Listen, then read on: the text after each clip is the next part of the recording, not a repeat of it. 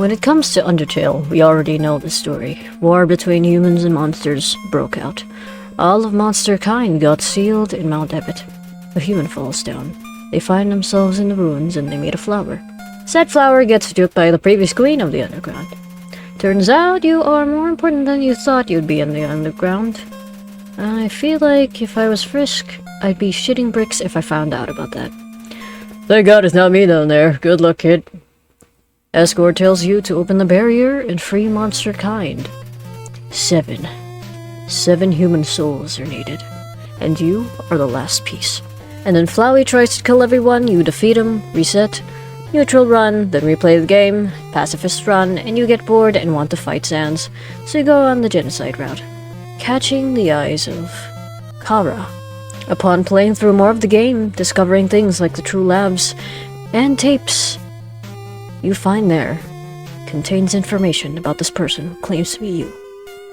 And one of the details is that Kara knows the prophecy.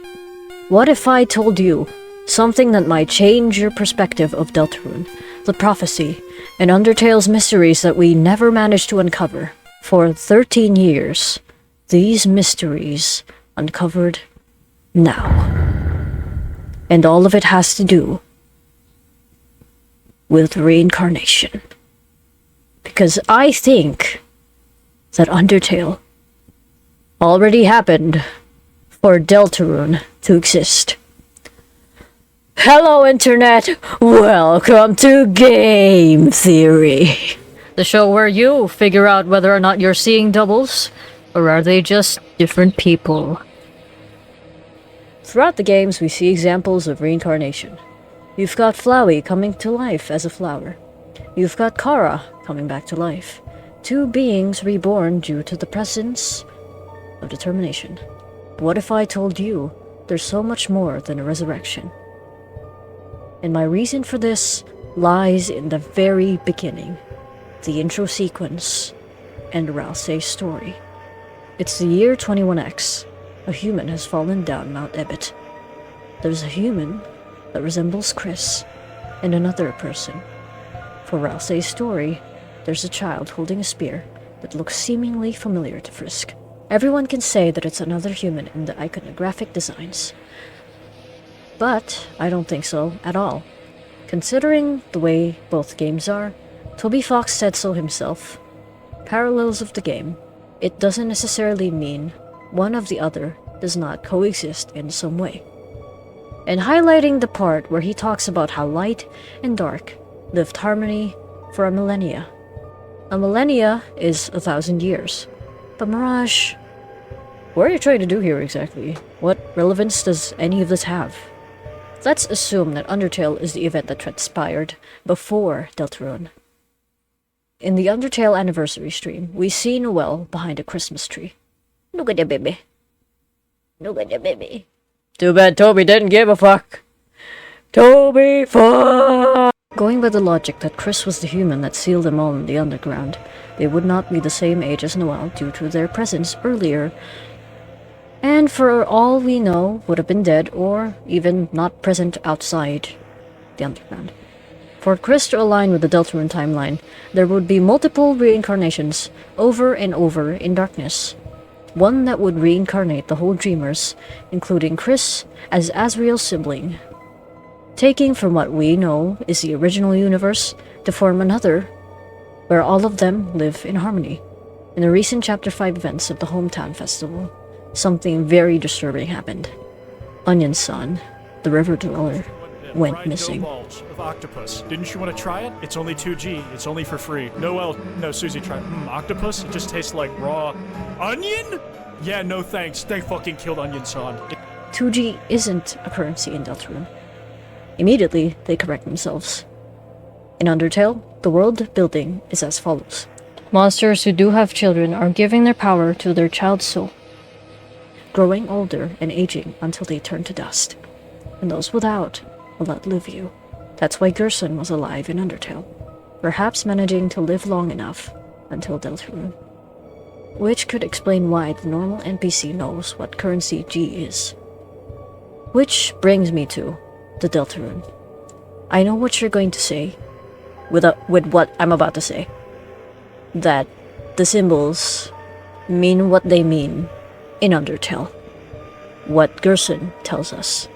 And throughout the entirety of the game, multiple of the monsters that know about the prophecy, even the humans, don't understand what it could probably stand for. They're understanding that the two triangles represent the humans that sealed them all underground. But considering that this is Deltarune, where the prophecy is supposed to take place, I feel like it means so much more than that. Something that isn't said outright by the characters doesn't necessarily mean it's not true. I think Undertale and Deltarune also displays themes about community, the people, and how the community can turn a symbol into something incredibly different than what they initially understood it would be. And that is seen in the displays of how the humans were terrified of monsters taking their souls and merging with them so much that they felt that it was the safest idea to trap them underground, which means everyone's perception of the prophecy is incomplete. When we look at the symbols, we see an orb that has angel wings, 3 triangles, and one of them is pointing down. My understanding is the 2 upright ones are Chris and Frisk, and the one pointing down is Kara. We already know what that ball is, and it's the soul, the angel. Why did I attribute the 2 upright ones to be Frisk and Chris? Because they are the ones capable of possessing the red soul. The 3 humans also represent all of the possible routes.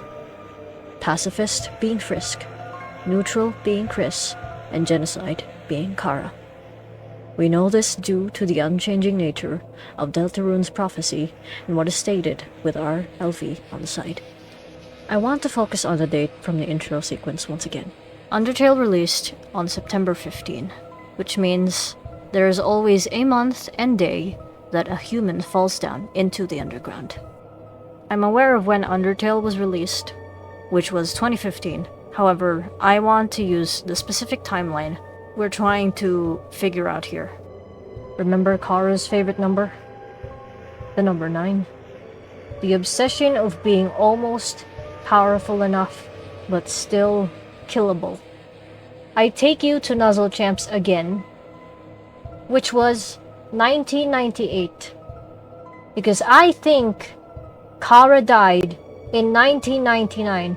But not only Kara, Gaster too, because his numbers are the inverse, the mark of the beast. And I note this because the date for Nuzzle Champs is important because of the way there's an entire section of the kingdom being monochrome where Nuzzle Champs takes place in. Entry 17. Dark. Darker yet darker. The darkness keeps growing, the shadows cutting deeper. Photon readings negative. This experiment seems very, very interesting. What do you two think? We know by now that the same tapes were found in the labs. Likely it was Kara holding the camera and it was Gaster talking to them during the early stages of the plan.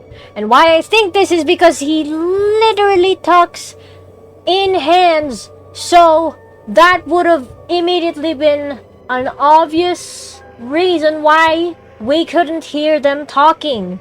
He speaks in hands. It was Kara, Asriel, and Gaster. My understanding for this would be Kara once had hope. Hope in their heart, but only shared for the monsters. But no matter what, their soul was an eternal darkness. And since I bring in the context of what I think happened as to why we couldn't hear Gaster, because he speaks in hands, talking to Kara and Asriel, Gaster was likely analyzing Kara's soul and using it as a basis for their determination extractor. But with it, one So dark. Darker yet darker.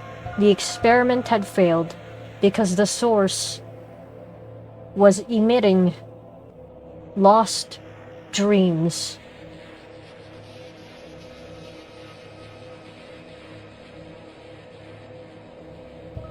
I think it's important to note the nature of the Forgotten Man.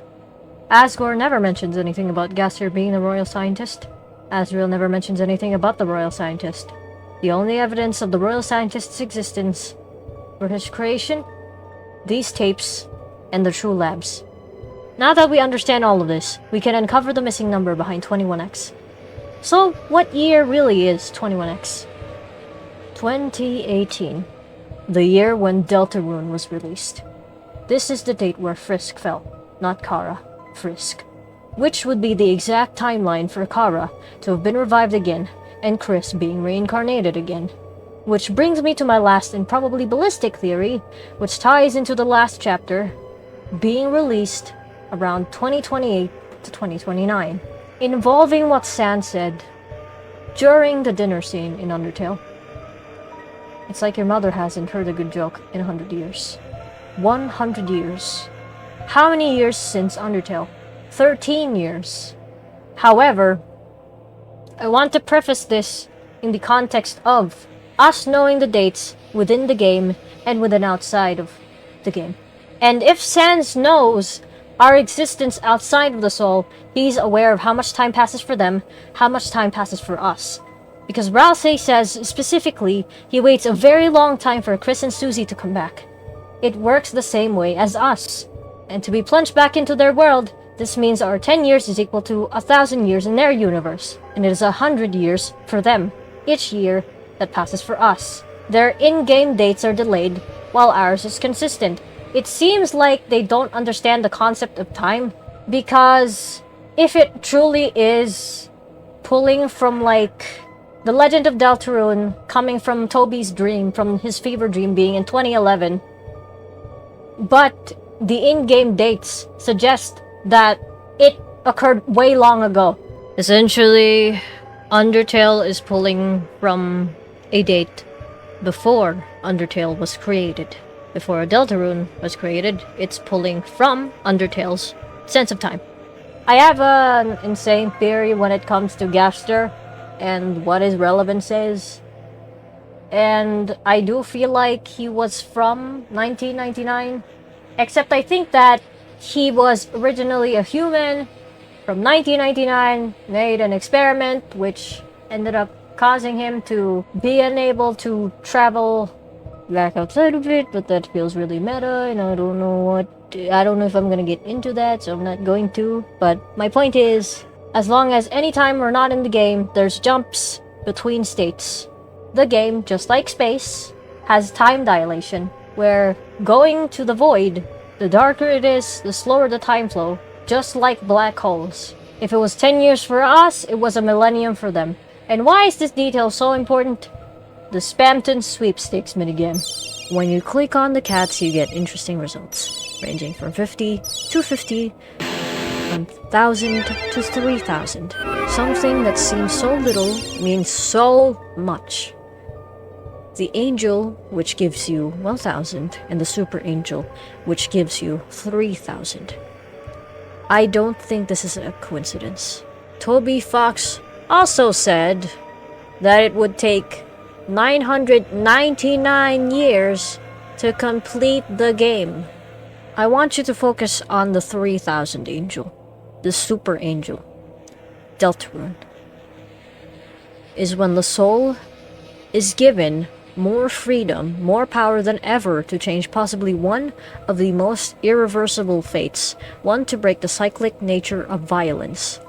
And it had to happen in their world 3,000 years later, because if we're counting back from the very creation, starting from 0, it would have started with the first 10 years and then another 10 for when Undertale was released, and another 10, which is about to happen soon, for when Deltarune is finished. timed exactly the year that all of monster kind was sealed by humanity, timed exactly the year that Kara passed away, timed exactly the year that Frisk had fallen down. And I believe I've solved what year Deltarune takes place in. And it is 2028. Finding out what year Deltarune takes place in gives us the ability to guess the possible shelter codes. And it feels like I'm trying to guess the lottery numbers right now, but please listen to me as I say this. Toby never specified what month or day he had a fever dream about Deltarune, but we do have a year, 2011. If we go by the way that Chris is born in 2011, this would make them 16, because they'd be 17. From the Noelle blog post's ARG, where the question asked was, how long did it take her to smile? We see that the unknown person replies with that it is the first time she smiled, when the input answer is 16 years. The year that Deltarune takes place in is likely 2029 or 2028. I'm gonna be honest, even I'm not sure. I'm just basing it off the way Kara likely died in 1999, making it 30 years since that day in our time, turning it 3,000 years for them, giving the Cat Patters minigame points relevance. And with us knowing that the holidays really love the holidays, Rudy fell while trying to set up Christmas lights. Christmas lights! 1225 is Chris's birthday, not Desh's, with us knowing their full name is often said Christmas. And this is proven even more so knowing the date within written in the TV to prevent Des from showing those very interesting music videos. If 1225 was December's birthday, it would have been easy to guess what the passcode is, but with it being Chris's birthday, we can put it into context. It's also worth noting that if Chris was born in 2011, it matches up with my theory that they get reincarnated in darkness, because Noelle would have been the same age as Frisk, making Frisk likely 8 years old during the events of the Undertale Christmas anniversary stream. And it lines up with the disappearance of Des, too, because she went missing 7 years ago. And why does any of this matter? Spam Tenna. Hey, Every, it's me, everybody's favorite #1 rated salesman, 1997. Nuzzle Champs is 1998. This may have been the year Spamton and Tenna got married. Knowing what we know now, Kara likely died in 1999, just like Gaster. It makes it feasible this was around the date Tenna and Spamton separated because of the Forgotten Man. Gerson also brings up the specific line during the Undertale Christmas anniversary where he talks about business partners that were lost. Knowing that Metaton was previously a ghost, that means they have access to both the Dark World and the Light World anytime that they want, which means that they have at least been aware of the business partners in that Dark World. And if Gerson knows Dark World's existence, this would mean that he has met those two before, considering the fact that there are broken TVs in the waterfall. Even Metaton is aware of their story, wearing their dresses. In his musical performance, he says they were driven apart by the tides of fate, because any other date for their separation simply would not fit, due to Kara and Gaster's deaths being the main push for many narratives with the characters. With the reincarnations, their memories get erased, and so a cyclic nature is pronounced in the Light World, but the effects stay in the Dark World due to times being slower than the Lightners.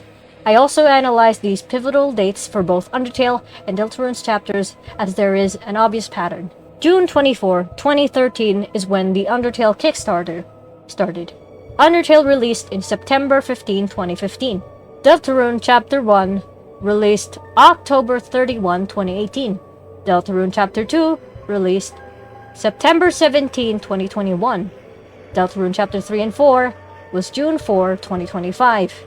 Deltarune Chapter 5 released again June 24, 2026. It seems like Chapter 2 was meant to come out on September 15, but there must have been delays. However, the fact that Chapter 5 came out as the same date for the Undertale Kickstarter, I think Toby is intentionally choosing these dates. Which brings me to the shelter codes.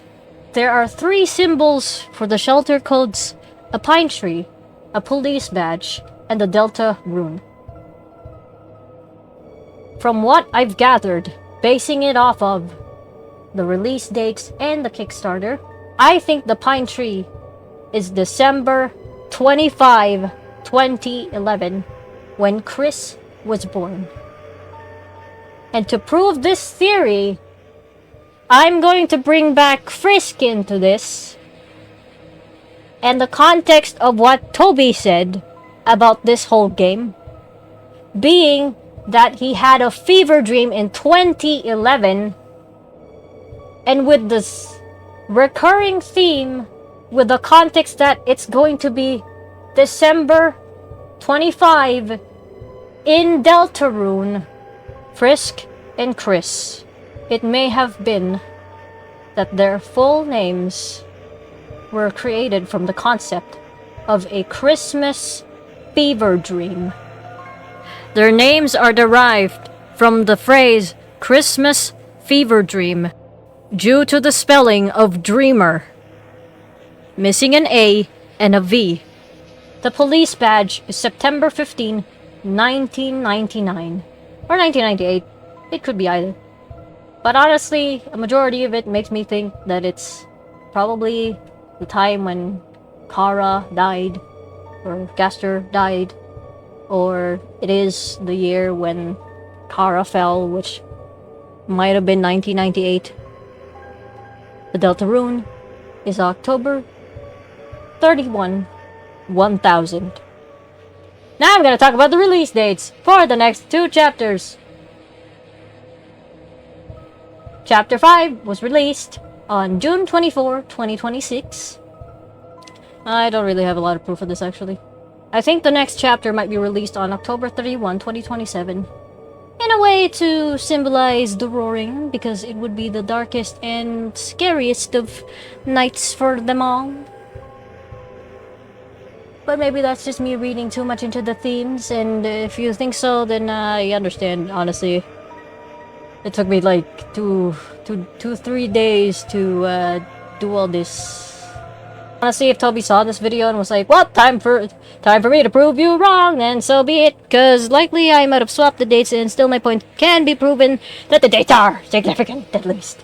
Essentially, I'm just like the cat from Adventure Time. I have approximate knowledge of many things, so I might be 1 year off. I'm gonna be honest, I've only been an actual fan of Deltarune for about a year. I was only aware of Chapter 1's existence for a very long time, because I became a fan of Deltarune when it was like 2023. And so, yeah. That's how late I am to every single fandom that I have joined. Including Undertale, which I was a 2019 fan. Yeah. All I knew was Undertale, a few characters like Papyrus and Storiel. Unfortunately, too much about Sans. I think you know what I mean. It was hard being a fan in 2019. And obviously, the 2 gays that I love and adore, Alphaning. Gester? Who? Yes, I'm admitting right now, I had no idea who Metaton was. Good God almighty. I wasn't deep. I was too busy obsessing over FNAF and Sally Face and sometimes Saw, I think. I just know I would watch just those very... man. Silence me, Mike, if you wish. And by the way, that post I made on Twitter was real. This mic that I'm using right now keeps on going off at random chances that I'm trying to record something. It just decides to stop working. I am losing my mind. So if you hear any cuts from this, it's because I got too tired to edit any of this shit out. So yeah. A huge shout out to Digibun, by the way, because she's the one that provided me all of the Undertale clips that you can see. If it wasn't for her, it would take me way longer for this video to come out. So, huge shout out for her for having to play through the entire game again. Just for this. Chapter 5 is the last adventure before the darkness consumes them. Chris just might do exactly that. Unless fate could be changed. But hey, that's just a theory. A game theory. Thanks for watching. I've always wanted to do that.